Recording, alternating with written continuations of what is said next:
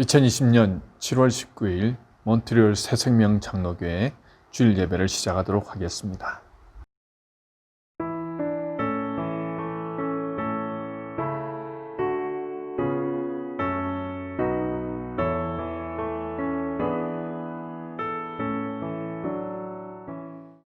수고하고 무거운 짐진 자들아 다 내게로 오라.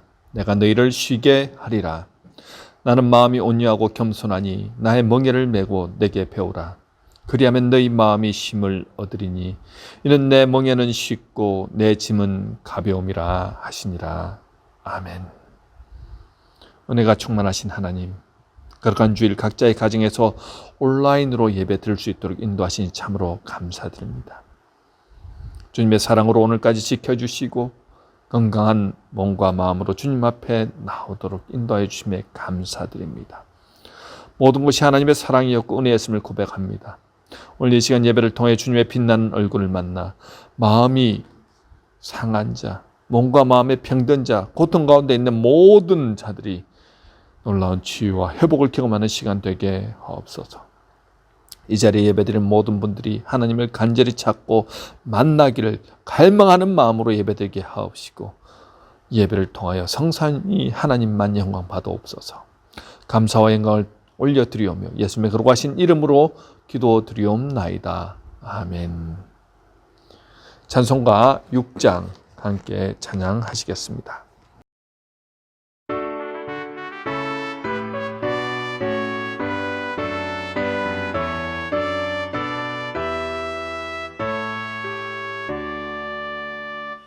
목소리 높여서 주 찬양하여라. 영광과 권세와 존귀와 위엄을 온들이 다스리시는 만왕의 왕께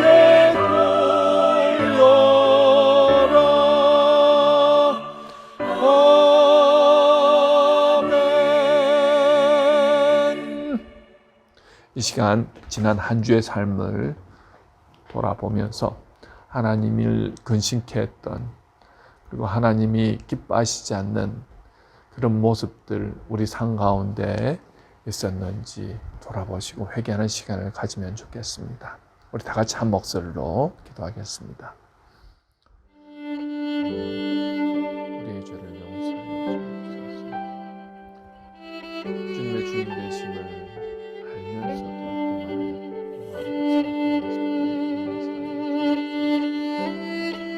말씀대로 살아간다고 했지만 말씀을 어기면서 살 때가 더 많았음을 용서해 주시옵소서.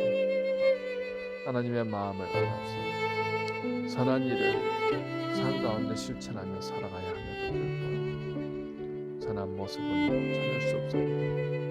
늘 내 욕심과 욕망에 따라서 살았던 모습을 용서하여 주시옵소서.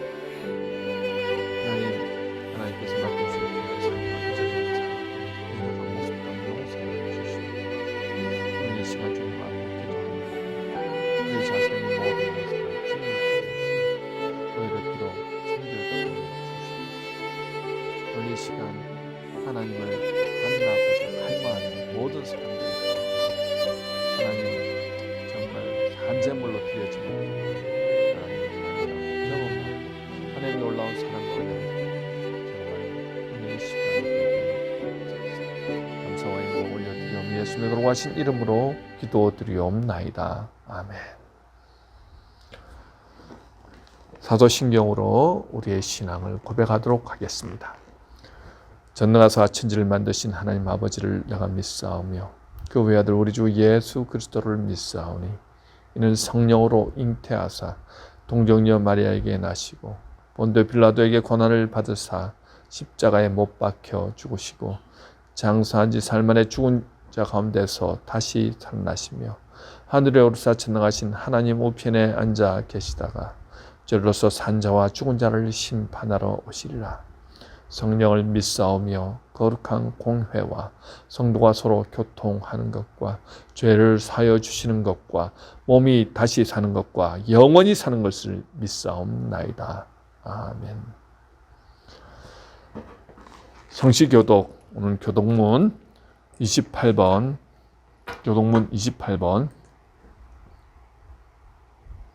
교독하시겠습니다. 하나님이여, 주는 나의 하나님이라. 내가 간절히 주를 찾되 물이 없어 마르고 황폐한 땅에서 내 영혼이 주를 갈망하며 내 육체가 주를 앙모하나이다. 내가 주의 권능과 영광을 보기 위하여 이와 같이 성소에서 주를 바라보았나이다. 주의 인자하심이 생명보다 나음으로 내 입술이 주를 찬양할 것이라. 이러므로 나의 평생에 주를 송축하며 주의 이름으로 말미암아 나의 손을 들리이다. 골수와 기름진 것을 먹음과 같이 나의 영혼이 만족할 것이라. 나의 입이 기쁜 입술로 주를 찬송하되 내가 나의 침창에 주를 기억하며 새벽에 주의 말씀을 작은 소리로 읊조릴 때 하오니 주는 나의 도움이 되셨습니다. 내가 주의 날개 그늘에서 즐겁게 부르리이다. 아멘. 찬송가 401장 함께 찬양하시겠습니다.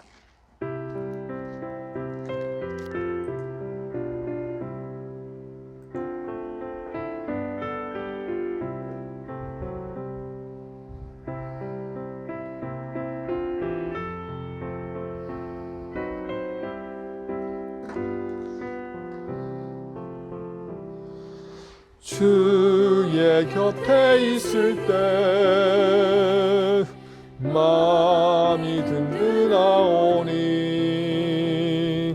주여 내가 살 동안 인도하여 주소서. 주여 나를 인도하소서. 다른 세상 살 동안 주여 인도하소서.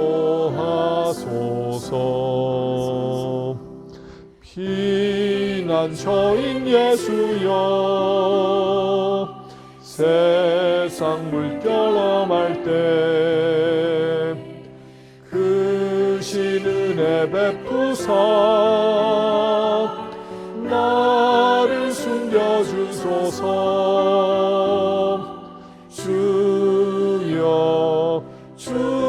주여 나를 인도하소서. 바른 세상 살 동안 주여 인도하소서.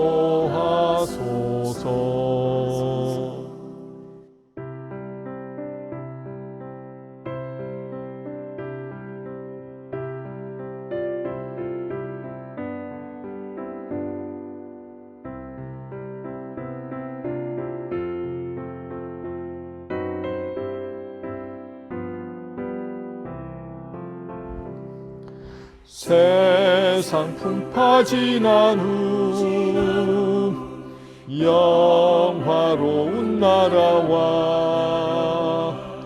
눈물 없는 곳으로 들어가게 하소서. 주여 나를 인도하소서. 바른 세상 살 동안 주여 인도하소서. 아멘.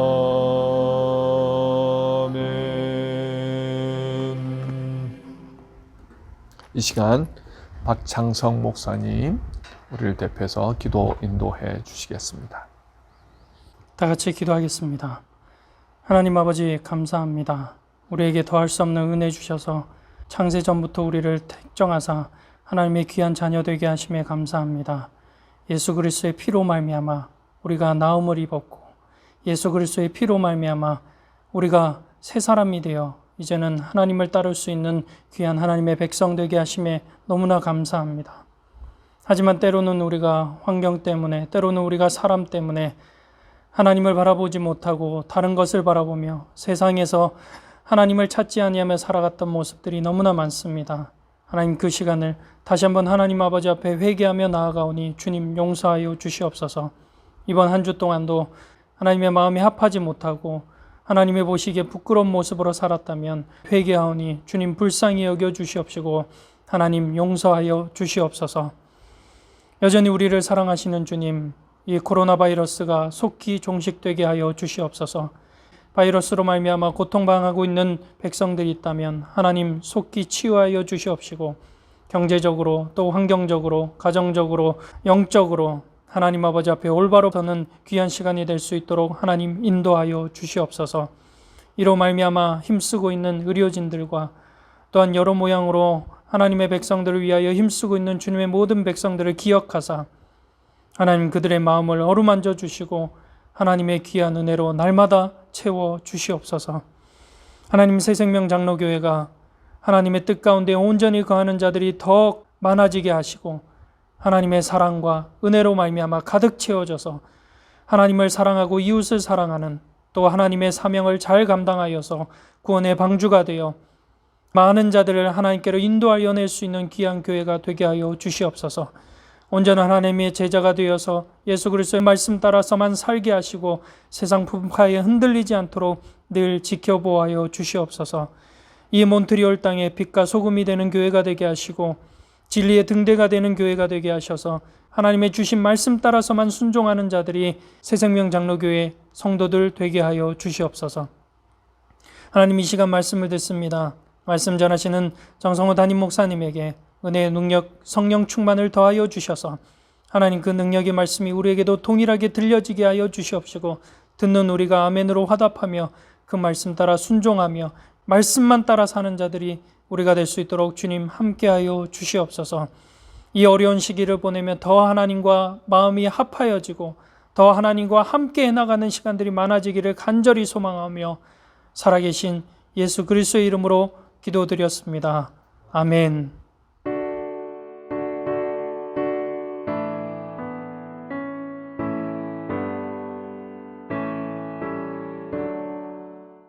오늘 하나님의 말씀은 시편 53편 1절에서 6절 말씀입니다. 정기병 권사님 봉독해 주시겠습니다. 어리석은 자는 그의 마음에 이르기를 하나님이 없다 하도다. 그들은 부패하며 가증한 악을 행하며 선을 행하는 자가 없도다. 하나님이 하늘에서 인생을 굽어 살피사 지각이 있는 자와 하나님을 찾는 자가 있는가 보려 하신즉 각기 물러가 함께 더러운 자가 되고 선을 행하는 자 없으니 한 사람도 없도다. 죄악을 행하는 자들은 무지하냐. 그들이 떡 먹듯이 내 백성을 먹으면서 하나님을 부르지 아니하는도다. 그들이 두려움이 없는 곳에서 크게 두려워하였으니 너를 대항하여 진친 그들의 뼈를 하나님이 흩으심이라. 하나님이 그들을 버리셨으므로 네가 그들에게 수치를 당하게 하였도다. 시온에서 이스라엘을 구원하여 줄 자 누구인가? 하나님이 자기 백성의 포로된 것을 돌이키실 때에 야곱이 즐거워하며 이스라엘이 기뻐하리로다. 오늘 특별 찬송은 이전에 성가대에서 드렸던 찬양 가운데 은혜로운 찬양을 여러분들께 들려드리도록 하겠습니다.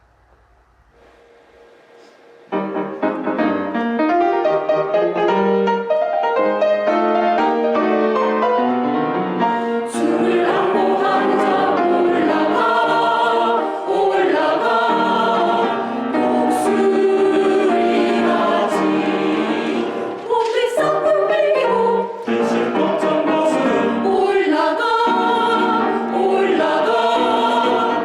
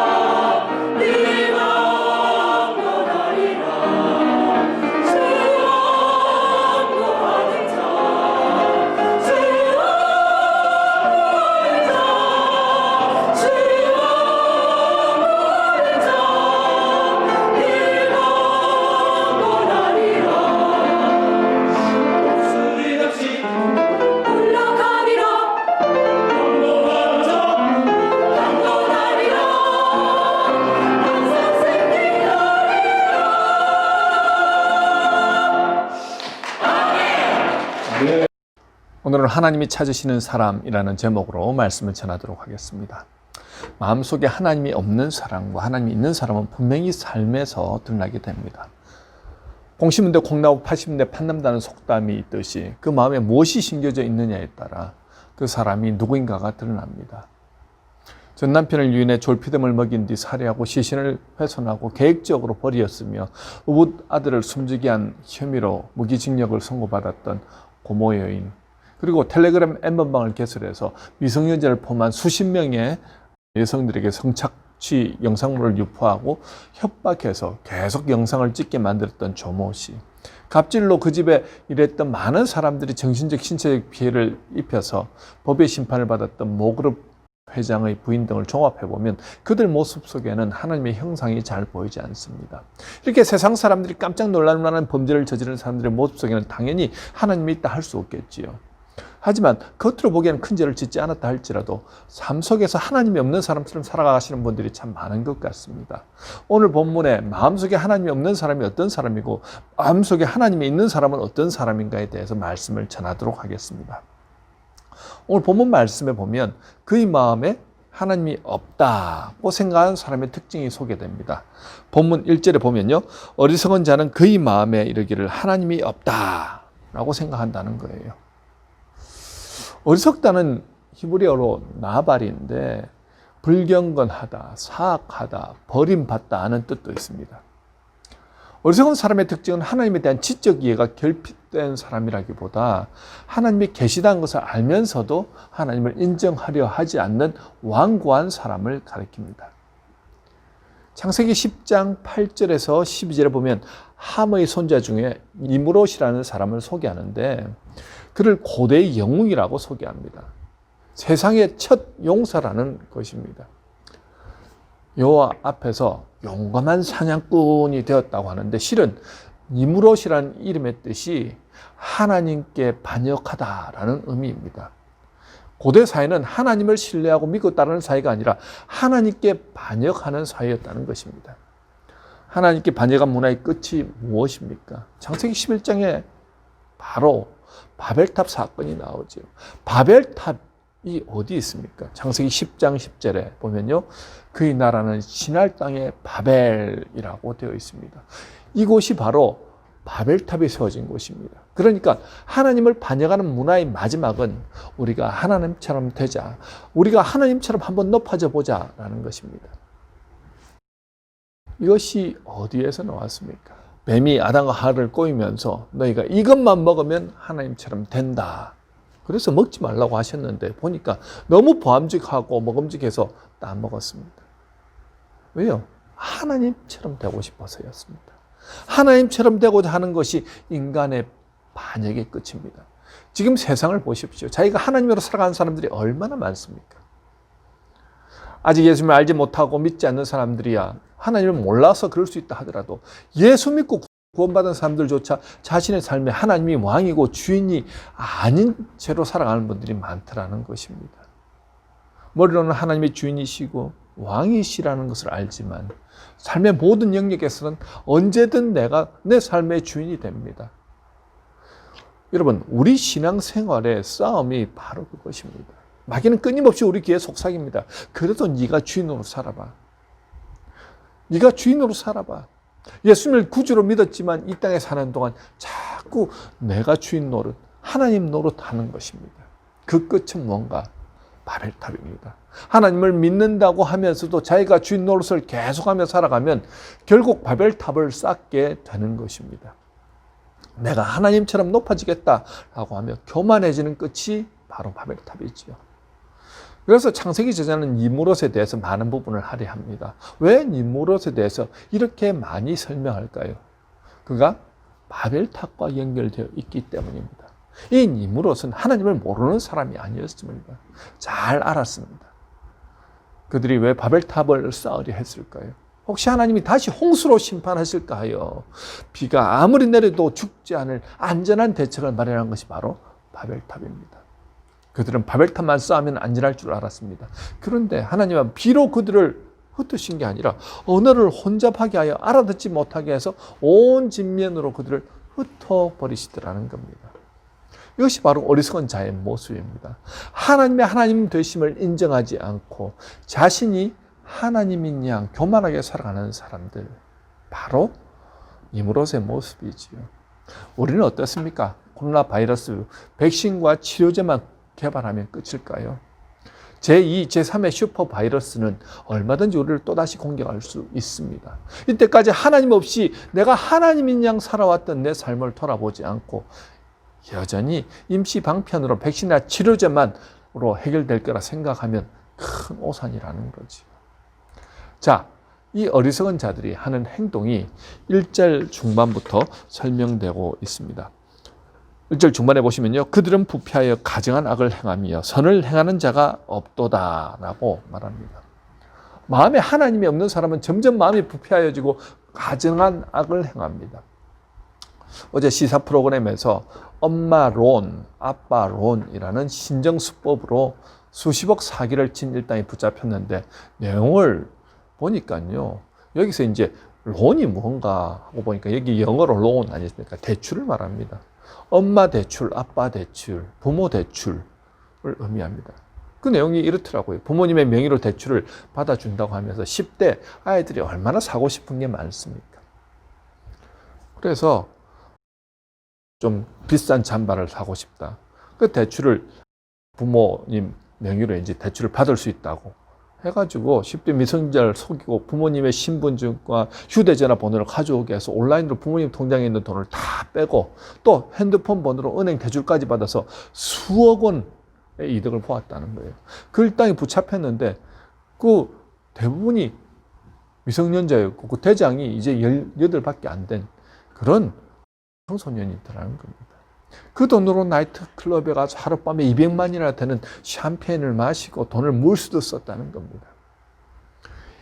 자, 인간의 마음속에 하나님이 없다고 생각하니까 오직 자기밖에 보이지 않습니다. 남이 어떻든 상관없습니다.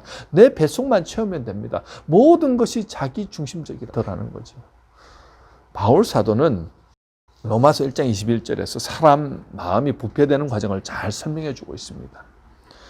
하나님을 알되 하나님을 영화롭게도 아니하며 감사하지도 아니하며 오히려 그 생각이 허망하여지며 미련한 마음이 어두워졌나니. 자, 인간이 하나님을 알았습니다. 그런데 그 마음에서 하나님이 점점 멀어지니 하나님을 영화롭게 하거나 감사하지 않을 뿐만 아니라 오히려 생각이 허망해지고 마음이 어두워져서 욕망의 지배를 받는 삶을 살아가더라는 거죠. 당연히 선한 일에는 관심도 없습니다. 여러분, 욕심대로 사는 것이 타락입니다. 3절에서도 각기 물러가 함께 더러운 자가 되고 선을 행하는 자 없으니 한 사람도 없도다라고 말합니다. 자, 물러가다라는 뜻의 그 히브리어 수브는요, 영어로 go back인데 가야 할 길에서 벗어나 돌아가는 것을 의미합니다. 즉, 욕망의 소리를 듣고 그 소리를 따라갑니다. 그것이 어디냐면 더러운 곳이더라는 거죠. 사람들은 욕구에 끌립니다. 욕구는 순간적 만족입니다. 욕구에 끌리면 순간적 만족이 신이 됩니다. 그것도 욕망에 끌리니까요, 함께 더러운 자가 되더라는 거지요. 자, 민수기 25장에 보면 출애굽하고 이제 가나안 땅에 들어가기 직전에 이스라엘 백성들이 요단 동쪽 시딤에 머무르면서 모압 여자들이 자기 신들에게 제사할 때 이스라엘 남자들을 초청해 함께 먹고 그들이 신들에게 절하며 음행하게 됩니다. 그 일로 여호와 하나님이 크게 진노하시고 이스라엘 백성들에게 연병을 내리시지요. 그래서 24,000명이 죽게 됩니다.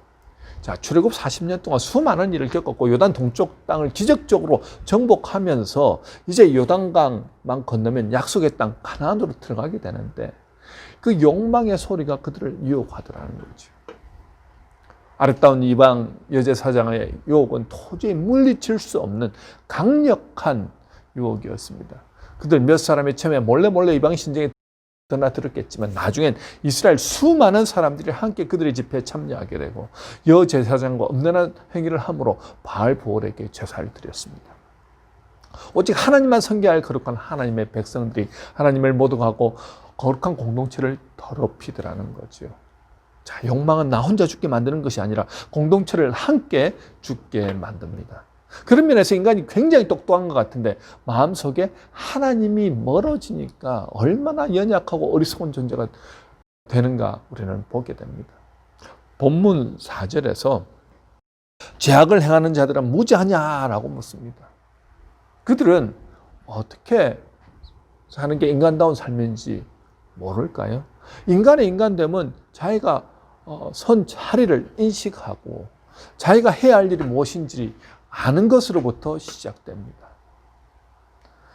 사무엘상 15장에 보면요, 하나님께 버림받아 왕위를 박탈당하고 비참하게 죽은 사울 왕에 대한 내용이 나옵니다. 그는 왕이 되기 전에는 외모가 준수하고 겸손한 사람이었습니다. 그런데 왕이 된 후 아말렉과의 전쟁에서 승리한 후에 아말렉의 모든 소유를 진멸하라는 하나님의 명령을 어기고 자기 마음대로 아말렉 왕 아각을 살렸을 뿐만 아니라 짐승 가운데 좋은 것만 남기고 볼품없고 가치없는 것은 진멸하였습니다. 그는 개인적인 명예욕과 물질욕에 사로잡혀 하나님의 말씀에 불순종하는 죄를 범하고 말았습니다. 사울왕이 하나님을 몰랐기 때문에 죄를 범했던 것이 아닙니다. 말씀이 선포되면 하나님의 백성들은 순종해야 합니다. 그는 누구보다도 말씀에 순종해야 한다는 사실을 잘 알고 있었습니다. 하지만 이스라엘의 왕이 되고 난 이후 생각이 바뀌었습니다. 내가 왕인데 이 정도쯤이야. 그런 생각이 들어오더라는 거죠. 또 이 많은 탈취물들과 가축들을 죽이기에는 너무 아깝습니다. 그는 하나님의 말씀을 들었고 알았지만 자기 생각에 옳은 대로 행하더라는 거죠.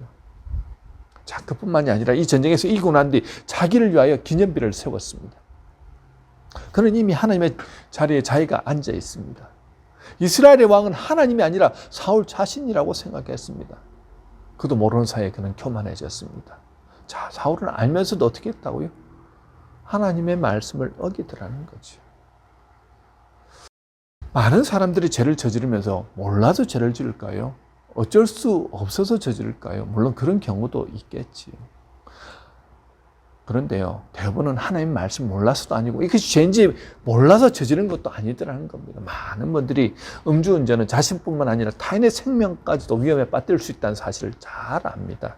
그런데 술이 들어가면 자신도 모르는 사이에 어느 순간 자기가 운전을 하고 있더라는 거죠. 술을 마시고 운전하다가 길 가던 대학생을 쥐고 뺑소니 쳤던 그 사람 때문에 한 젊은이의 인생은 피어보지도 못하고 그렇게 목숨을 잃었던 일이 작년 뉴스에 크게 보도되었던 적이 있습니다. 또 높은 위치에 있으면서 성범죄를 저지른 분들을 보면 그것이 죄인지 아닌지 몰라서 그런 행동을 했을까요? 너무나도 잘 아는 분들입니다. 간혹 목회자들 중에도 그런 일을 하면은 나 때문에 예수님이 영광이 가려진다는 것, 복음이 가로막힌다는 것을 그분들이 몰랐을까요? 그런 행동이 잘못이라는 것을 누구보다 그분들은 잘 알고 있었습니다. 그런데 알면서도 욕심에 이끌리니까 자기도 모르는 사이 그냥 끌려가더라는 거죠. 여러분, 그 순간의 짜릿함을 만끽하려다가 평생 힘들게 쌓은 명성을 한순간에 잃어버리는 경우를 우리는 종종 보게 됩니다. 본문 4절 후반부에 보면 그들이 떡 먹듯이 내 백성을 먹으면서 하나님을 부르지 아니하는도다 라고 말합니다. 하나님이 마음에 없는 사람들의 특징은요, 하나님을 찾는 자들, 하나님 백성들을 핍박하더라는 거죠. 왜 그렇습니까? 자기만 고상한 척 한다고 생각하는 거예요. 자기만 선한 척, 남다른 척 하니까 자신과 다르게 선하게 하나님의 말씀대로 살아가는 하나님의 사람들이 불편하다는 거예요. 특히 직장 생활할 때 믿음 좋은 크리스찬들이 직장에 들어가면 주로 회사에서는 업무 마치고 회식을 하는데 술을 많이 마시지요. 그런데 말씀대로 살려고 상사가 따라주는 술을 거부했다는 이유로 왕따를 당하기도 하고요. 승진에 밀려나기도 하고요. 아무리 일을 잘하고 능력이 있어도 조직 내에서 눈치껏 분위기를 맞추지 못하면 직장생활 하기가 힘들어지더라는 거죠. 차별금지법의 큰 논란 가운데 있습니다. 사실 소수의 인권도 중요하지만 악한 의도를 가지고 그 법을 이용해서 믿음의 사람들을 공격한 경우가 종종 있습니다. 미국에서 자기가 가르치는 학생이 개인적인 고민을 말해서 선생님이 상담을 해주면서 간디에 대해서 얘기를 하고 또 예수님에 대해서 살짝 언급하면서 얘기를 했는데 무신론자였던 그 학생의 부모님이 그 선생님을 고발해서 엄청난 그런 벌금과 함께 교사 자격증을 상실해야 할 위기에 놓인 적이 있었습니다. 미국의 반기독교 연대가 힘을 합쳐서 최고 변호사를 사서 그 선생님을 공격하는데 정말 악의적으로 공격합니다. 모두가 선생님을 위해 기도하기 시작했고 결국 재판에서 기적이 일어나서 결국 그 선생님은 그 재판에서 승리해서 선생직을 계속 할 수 있게 되었습니다. 하지만요, 그 일로 이제 함부로 예수님에 대해서, 사랑에 대해서, 성경에 대해서 더 이상 말하는 것이 어려워지더라는 거죠. 사실 누구도 차별을 받았으면 안 됩니다. 그러나 그 차별금지법이 역차별의 도구로 사용될 수 있다는 것입니다. 여러분, 공중권세 잡은 사탄은 이 땅의 정치, 문화, 경제, 사회 전반적인 것들을 다스리고 컨트롤하기 때문에 하나님의 백성들이 이 땅 가운데 하나님의 백성으로 살아가지 못하도록 계속해서 공격한다는 것입니다. 마치 떡 먹듯이 하나님의 백성들을 괴롭힙니다. 그리고 하나님을 두려워하지도 않습니다. 여러분, 우리 하나님이 힘이 없어서 가만히 두고 보고 계실까요? 아니지요. 때가 이르면 하나님은 악한 이들에게 맞는 보응을 내리십니다. 그 날을 5절에서 시는 이렇게 말합니다. 그들이 두려움이 없는 곳에서 크게 두려워하였으니 너를 대항하여 진친 그들의 뼈를 하나님이 흩으심이라. 하나님이 그들을 버리셨으므로 네가 그들에게 수치를 당하게 하였도다. 자, 뼈를 흩으셨다는 의미는 존재의 터전을 허무셨다는 뜻입니다. 그들이 든든하다고 여겼던 모든 것들이 한순간 무너져 내릴 때 사람은 비로소 자기가 한낱 인간에 불과하다는 사실을 자각합니다. 돈, 명예, 권세, 인기는 거품 같아서 언젠가는 꺼지게 마련입니다. 하나님이 거두어 가시면 그만입니다. 무의미, 공허, 상실감, 우울증이 찾아옵니다. 뼈를 흩으신다는 말이 그런 의미가 아닐까요? 마치 내가 믿었던 사람이 믿었던 것들이 내게 등을 돌릴 때 우리는 뼈가 흩어지는 것 같은 충격을 받게 됩니다. 하나님의 때가 되면 하나님의 일을 행하십니다. 하나님이 없다고 말하며 살아가는 사람들, 자기가 최고인 양 기고만장하여 앞뒤 잴 줄 모르고 살아가는 이들이 수치당한 날이 타고 옵니다. 그러나 그때는 하나님만 아신다는 거죠. 자, 오늘 본문에서 하나님을 마음에 두지 않는 자의 특징을 살펴보았습니다. 하나님을 마음에 두지 않는 자는 어리석은 자인데 그들은 부패하며 가증한 악을 행하고 각기 물러가 함께 들어온 자가 되고 선을 행하지 않으며 모르고 악을 저지른 것이 아니라 알면서도 악을 저지르고 하나님의 백성들을 괴롭히며 두려움이 항상 존재하는 사람이라는 거죠. 아마 여러분들 대부분은 나는 오늘 말씀에 별로 해당되지 않는다라고 생각하실지 모르겠습니다. 어리석다는 것은 몰라서 못 배워서 그런 것이 아니라 알면서 자기의 욕심에 이끌려서 마음대로 행하다가 결국 넘어지기 때문에 어리석다라고 하는 것입니다. 옛말에 눈 가리고 안귀란 말이 있습니다. 아무리 해가 없다고 믿으려고 자기 손으로 눈을 가린다고 해서 해가 없어지는 게 아니지요. 그의 마음에 하나님이 없는 사람은 자기 중심적으로 살아가면서 결국 자기가 하고 싶은 대로 하며 살아갑니다. 성경 우리에게 하나님의 백성들이 어떤 삶을 살아야 하는지 우리 선조들의 삶을 통해서 자세하게 가르쳐 주고 있습니다. 몰라서 그렇게 사는 사람들이 어떻게 하겠습니까? 하지만 알면서도 자기 욕심에 이끌려 하나님을 경외하지도 않고 자기가 왕이 되어 살아간다고 한다면 그 사람이 가장 불쌍한 사람 아니겠습니까? 광야 40년 동안 고생하며 가나안 땅 바로 앞까지 가서 마지막 때 유혹에 넘어가 죽음 맞이했던 24,000명의 사람들을 보면서 이 땅에서 하나님의 백성이 어떤 모습으로 살아가야 할 것인가에 대해서 다시 한번 생각해 보게 됩니다. 자, 그렇다면 하나님은 어떤 사람을 찾으실까요? 오늘 본문 2절에서 하나님이 찾으신 사람은 어떤 사람입니까? 하나님이 하늘에서 인생을 굽어 살피사 지각이 있는 자와 하나님을 찾는 자가 있는가 보려 라고 말씀합니다. 하나님이 하늘에서 인생을 굽어 살피사라는 말씀은 그만큼 하나님 찾는 사람이 많지 않다는 거예요. 하나님의 관심은요, 하나님의 말씀대로 순종하며 살아가는 그 한 사람을 찾고 계시다는 겁니다. 어떤 사람입니까? 지각이 있는 자와 하나님을 찾는 자입니다. 여기서 지각이 있는 사람은 하나님의 마음을 이해하는 사람, 즉 한결같은 사랑을 베푸시는 하나님의 마음을 이해하는 사람입니다. 여러분, 하나님의 마음을 어떻게 알 수 있습니까? 하나님 앞에 나가지 않으면 하나님의 마음을 알 수 없습니다. 아마 여러분 중에 예수를 믿으면 성령이 내주하시니까 우리는 다 하나님의 마음을 알게 될 것이라고 생각하실 겁니다. 맞습니다. 하지만 죄 많은 세상에서 하나님의 마음을 알기 위해 시간을 내어 말씀을 읽고 묵상해야 합니다. 그리고 성령의 도우심을 구하며 친히 하나님께 말씀해 주시길 기도해야 합니다. 그것이 하나님을 찾는 행위입니다. 여러분, 그 시간 동안 하나님은 친히 우리에게 말씀해 주십니다. 느헤미야는요, 바벨론 포로기의 왕궁에서 일하던 사람입니다.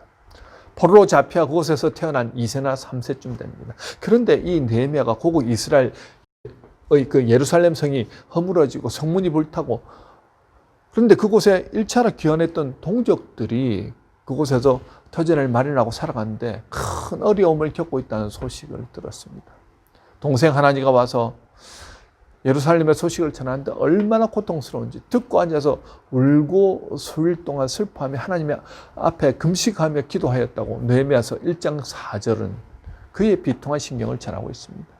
자, 이미 왕궁에서 일할 정도면요, 기반을 잡았습니다. 먹고 사는 것 전혀 문제 없고 그 사회에서 성공한 사람 측에 속합니다. 수천 킬로 떨어진 예루살렘 소식을 들었다고 슬퍼하거나 금식할 필요가 전혀 없을 것 같습니다. 하지만 그는 어릴 때부터 철저한 신앙교육을 받았습니다.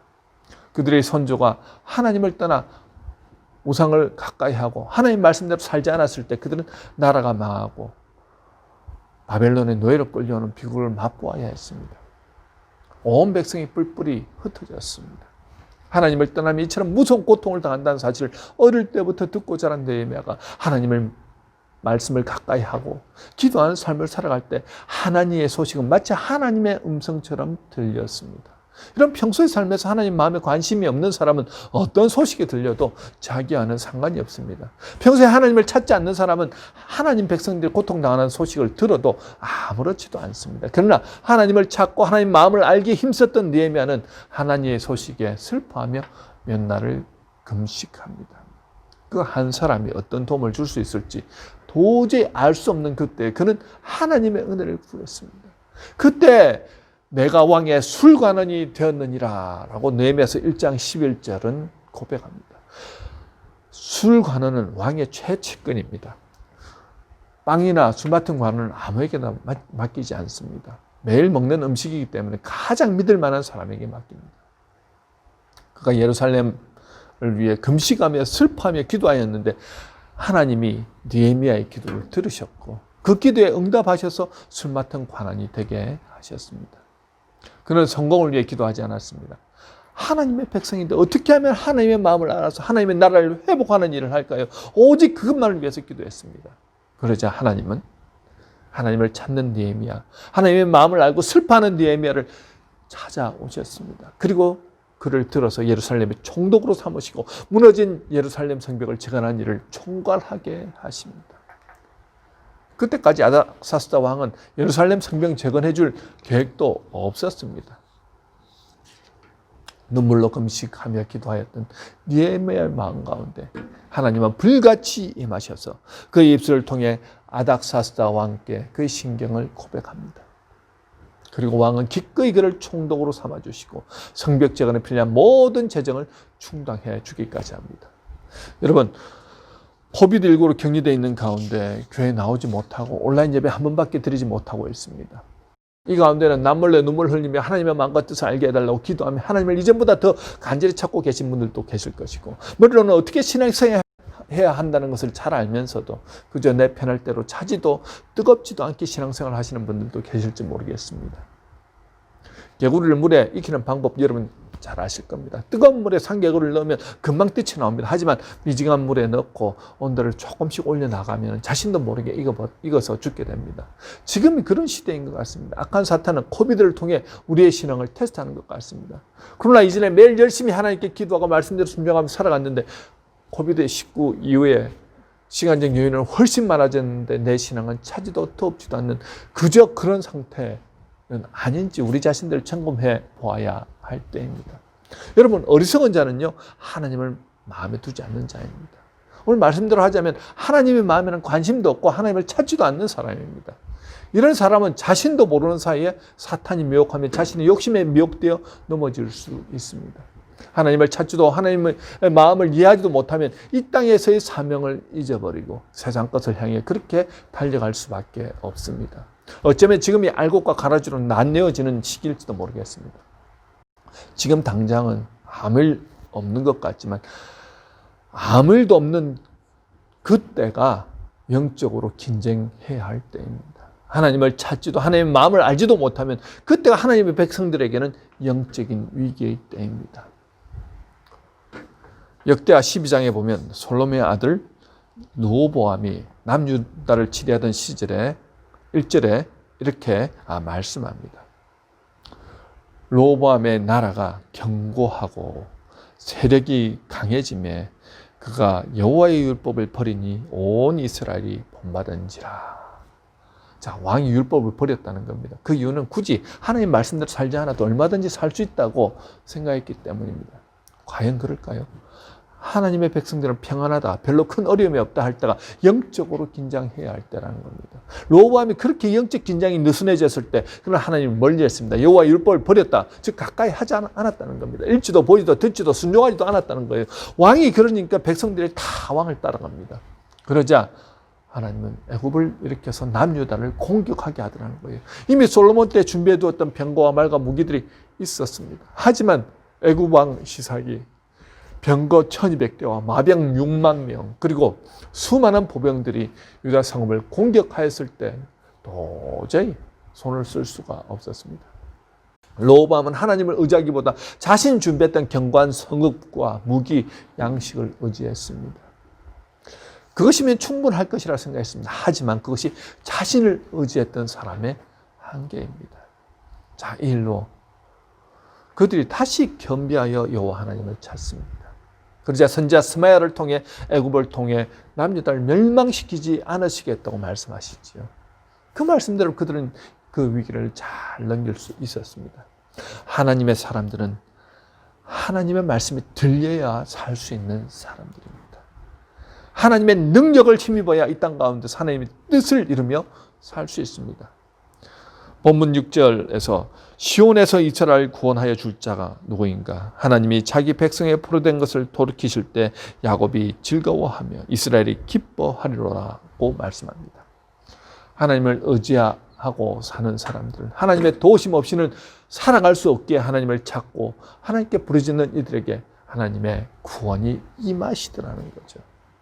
교만하여 자기가 하나님인 양 자기 마음대로 살아간다고 한다면 르호보암 왕처럼 솔로몬 시대에 일어나왔던 그 모든 영광을 다 잃어버릴 수도 있습니다. 하지만 하나님을 찾는 자, 하나님의 마음을 이해하는 자는 기쁨과 즐거움이 매일 삶에서 넘쳐날 것입니다.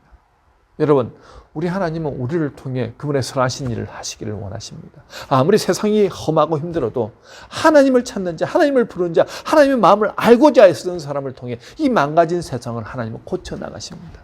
오늘도 느헤미야와 같이 하나님 마음을 알고자 그분을 찾고자 그분 앞에 나가서 하나님의 선하시고 기뻐하시고 온전하신 뜻대로 살아드림을 통해 이 땅에서 우리에게 맡겨주신 일들 잘 감당하시는 저와 여러분이 되시길 주님의 이름으로 축원합니다. 다 같이 기도하겠습니다. 지금도 살아계셔서 역사하신 하나님, 코비드19로 인해 미래가 어떻게 될지 알 수 없는 이런 때 주님은 지각이 있는 자와 하나님을 찾으시는 자를 찾고 계시다고 말씀하십니다. 하나님의 마음을 알기 위해 날마다 주님 앞에 나가기를 원합니다. 사탄의 세력은 어떻게 해서든지 믿음의 사람들을 넘어뜨리려고 혈안이 되어 있는데 그것을 알고 게으르지 않고 날마다 하나님을 찾고 하나님의 음성을 듣고 하나님의 능력 가운데 살아가는데 하나님이 찾으시는 그 한 사람 되게 하옵소서. 감사드리오며 예수님의 거룩하신 이름으로 기도드리옵나이다. 아멘. 찬송가 384장 함께 찬양하시겠습니다.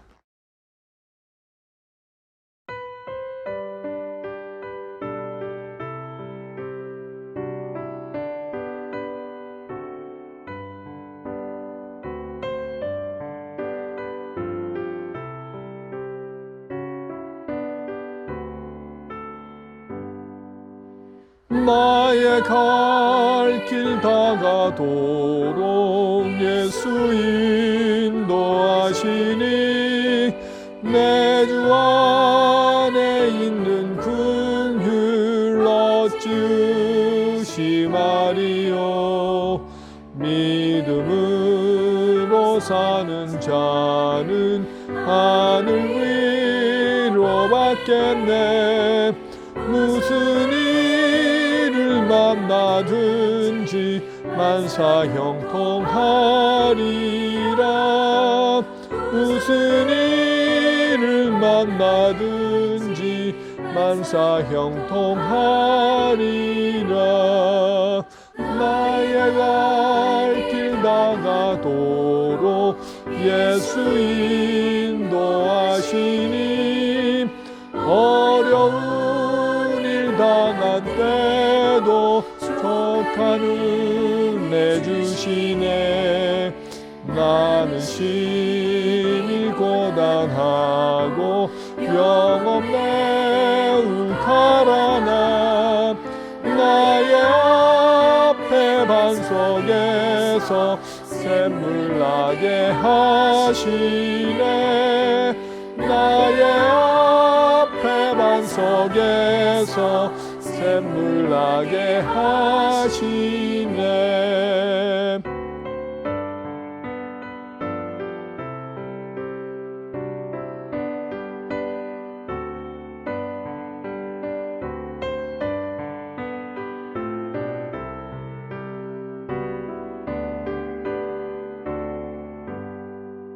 나의 갈 길 다가도록 예수 인도하시니 그의 사랑 어찌 큰지 말로 알 수 없도다.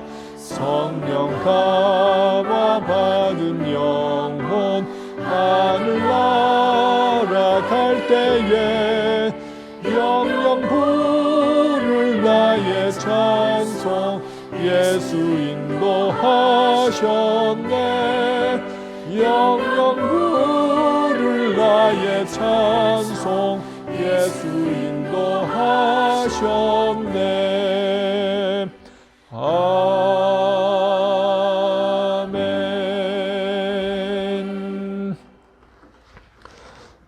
헌금을 위해서 기도하도록 하겠습니다. 은혜가 풍성하신 하나님 참으로 감사합니다. 주님의 사랑하신 백성들 이렇게 온라인으로 한자리에 모여 예배하게 하신 것 하나님의 은혜임을 믿습니다. 주님, 오늘 저희들이 이 예배를 통하여 주님의 말씀을 기억합니다. 이 한 주간 하나님이 차이시는 그 한 사람 되게 하옵소서. 지난 한 주간 동안 지켜주신 하나님 은혜에 감사하여 우리가 정성스러운 예물을 주님 앞에 드립니다. 주님, 이 예물을 받아 주옵소서. 주님, 이 예물이 쓰이는 곳마다 하나님의 역사가 넘쳐나게 하옵소서. 특별히 이 코비드19로 재정적 어려운 가운데 있는 분들을 기억하여 주옵소서. 주님, 매일 일용할 양식을 공급하여 주셔서 이 어려운 가운데서도 하나님의 간섭하심을 매일 경험할 수 있도록 도와주옵소서. 코로나 바이러스로 고통받는 우리 이웃들을 기억하시고 병든 자들을 긍휼히 여기시며 치유해 주신 예수님이 직접 찾아가셔서 그들을 치유하여 주옵소서. 무엇보다 백신과 치료제를 속히 개발할 수 있도록 주님께서 역사하시고 경제활동을 할 수 있도록 주님께서 인도하여 주시옵소서. 더 이상 코로나 바이러스로 고통받는 일이 없도록 주님 도와주옵소서. 지금까지 지낸 것을 생각하면 모든 것이 주님의 사랑과 은혜였음을 고백합니다. 이 한 주간도 주님께서 불꽃 같은 눈으로 지켜주시고 하나님이 찾으시는 그 한 사람 그 예배자로 살아감으로 하나님의 나라와 뜻을 이 땅 가운데 이루는 일에 쓰임받는 새 생명 성도들 다 되게 하옵소서. 감사와 영광 올려드리며 예수님의 거룩하신 이름으로 기도드리옵나이다. 아멘. 교회 소식 몇 가지 전해드리도록 하겠습니다. 지난 월요일 날 본교회 카운슬 멤버들과 함께 언론을 하였는데요. 이 교회는 세인트 필립스 처치는 영국 성공회 교회인데 영국 성공회 이 퀘벡에 있는 그 노예 비숍으로부터 9월부터 교회를 오픈하도록 공고를 받았기에 교회를 렌트하는 저희들도 이 교회 결정에 따라서 8월부터 하고 싶었지만 현장 예배를 9월 첫째 주부터 그렇게 실시할 예정입니다. 교회를 오픈해도 오실 수 있는 분들이 얼마 될지 잘 알 수 없지만 철저한 방역을 통해서 함께 예배 드릴 것이고 또 그때 오고 싶어도 못 오시는 분들을 위해서 저희가 실시간으로 예배를 드릴 수 있도록 그렇게 조치를 온라인으로 예배 드릴 수 있도록 그렇게 취하도록 하겠습니다. 그래서 현장 예배를 여러분들이 함께 보시면서 그 자리에 그 시간에 예배를 드리도록 그렇게 하겠습니다. 혹시나 못 오시더라도 지금처럼 온라인으로 예배를 드릴 수 있습니다. 그 일을 위해서 우리가 앞으로 9월 달에 이곳에 학교가 오픈을 하면 교회 학교도 오픈을 할 수 있지 않을까라는 생각을 하면서 우리 부장 집사님들과 함께 7월 22일 수요일 저녁 8시에 스카이프에서 잠시 교회 오픈하는 것과 함께 방역 이런 부분들을 좀 나누었으면 좋겠습니다. 그래서 스카이프 주소는 여러분들 우리 부장 집사님들께 또 장로님들께는 알려드리도록 하겠습니다. 7월 22일 수요일 저녁 6시 우리 부장님들은 기억하시고 그때 와서 짧게 잠시 나누어 주시면 좋겠습니다. 그리고 우리 교사 선생님들과도 우리 영아부, 아동부, 청년부 부장 그리고 교사, 교육자 모임이 7월 20일 월요일 저녁 7시에 스카이프에서 만나서 앞으로 어떻게 우리 자녀들을 교육할 것인지 또 가정에서는 어떤 방식으로 할 것인지 교회 학교에 왔을 때 아이들을 어떻게 격리를 하면서 잘 인도할 것인지 이런 부분들을 나누도록 하겠습니다. 마지막 찬양 원하고 바라고 기도합니다. 함께 찬양하시겠습니다.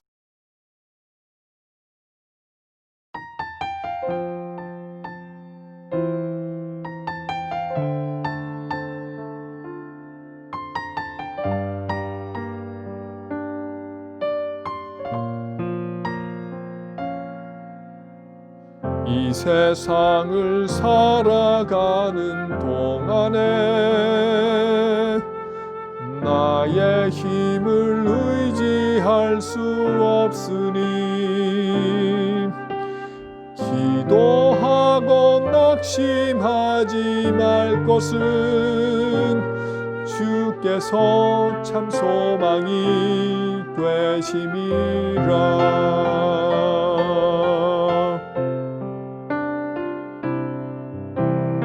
주의 길을 걸어가는 동안에 세상의 것 의지할 수 없으니 감사하고 낙심하지 말 것은 주께서 참 기쁨이 되심이라. 하나님의 꿈이 나의 비전이 되고 예수님의 성품이 나의 인격이 되고 성령님의 권능이 나의 능력이 되길 원하고 바라고 기도합니다. 원하고 바라고 기도합니다.